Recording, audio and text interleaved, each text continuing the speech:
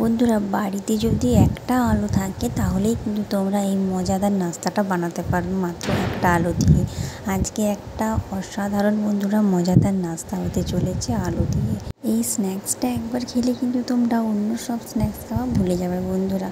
তোমরা পকোড়া সিঙ্গাড়া কিছুই খেতে চাইবে না, এটাই বারবার বানাবে আর খাবে, এতটাই সুস্বাদু হয়।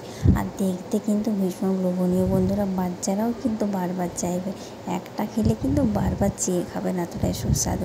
তাই রেসিপিটা শেষ পর্যন্ত দেখতে থাকুন, ভালো লাগলে লাইক কমেন্ট শেয়ার সাবস্ক্রাইব করতে একদম ভুলবেন না। তো চলুন রেসিপিটা শুরু করি। এই দেখুন, প্রথমে নিয়েছি একটা আলু, এই আলুটা দিয়েই কিন্তু আমি স্ন্যাক্সটা বানাবো।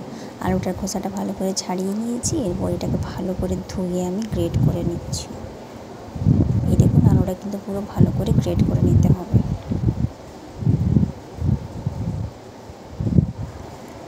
এই দেখুন, গ্রেট করা হয়ে গেছে আলুটা।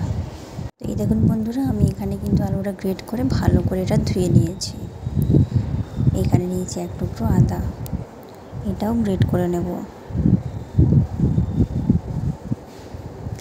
এরপর এখানে নিয়েছি হচ্ছে কর্নফ্লাওয়ার, এখানে আছে একটু পোস্ত গোটা, আর আছে বেসন। এখানে নিয়েছি আমি পেঁয়াজ কুচি।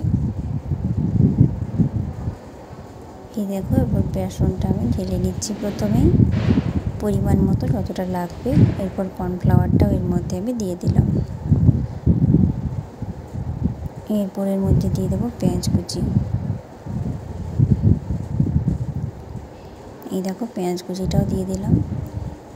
এরপর গ্রেট করা আলুটা, যেটা গ্রেট করে রেখেছিলাম, সেটা দিয়ে দিলাম।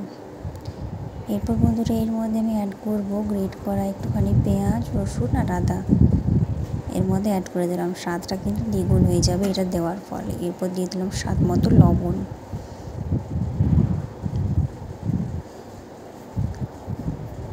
দিয়ে দিলাম হলুদ গুঁড়ো।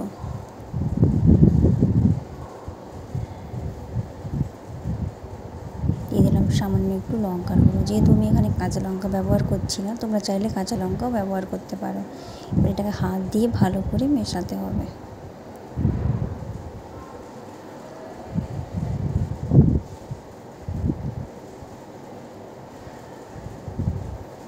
এই দেখো, ভালো করে কিন্তু আমি সব কটা উপকরণ মিশিয়ে নিচ্ছি হাত দিয়ে।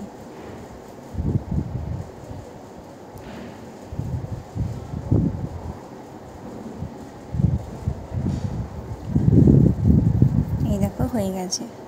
এখানে কিন্তু একটুও জল ব্যবহার করব না, দিয়ে দিলাম গোটা পোস্তটা।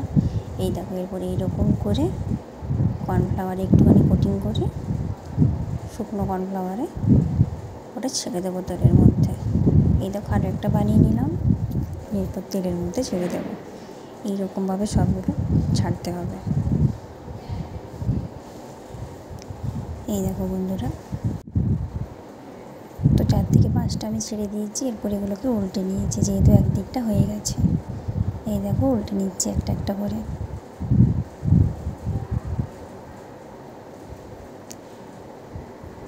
এই দেখো বন্ধুরা, লাল লাল হয়ে গেলে এগুলোকে নামিয়ে নেব। এই দেখো, আবার উল্টে নিচ্ছি, মুচমুচে করে কিন্তু ভাজতে হবে। এই দেখো, এরপর একটা একটা করে সবগুলোকে আমি তুলে নেব। বন্ধুরা দেখো, দেখেই মনে হচ্ছে যে কত মুচমুচে করে ভাজা হয়েছে। সবগুলো তুলে নিলাম। এরপর বাকি যেগুলো আছে সেগুলোও কিন্তু আমি একটা একটা করে ছেড়ে দেব। এই দেখো, সবগুলো ছেড়ে দিয়েছি, হয়ে গেলে এগুলো নামিয়ে নেব।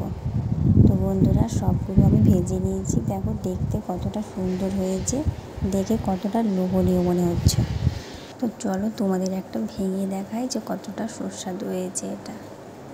এই দেখো বন্ধুরা, এইভাবে সসে লাগিয়ে আর এটা মুখে দিলেই কিন্তু অমৃত, এতটাই সুস্বাদু হয়, পুরো মুচমুচে একদম হয়। তোমরা যদি এটা একবার বানিয়ে খাও, তোমরা কিন্তু বারবার বানাবে। তাই বন্ধুরা, অবশ্যই একবার ট্রাই করো, আর কেমন হয়েছে আমাকে অবশ্যই কমেন্টসের মাধ্যমে জানো।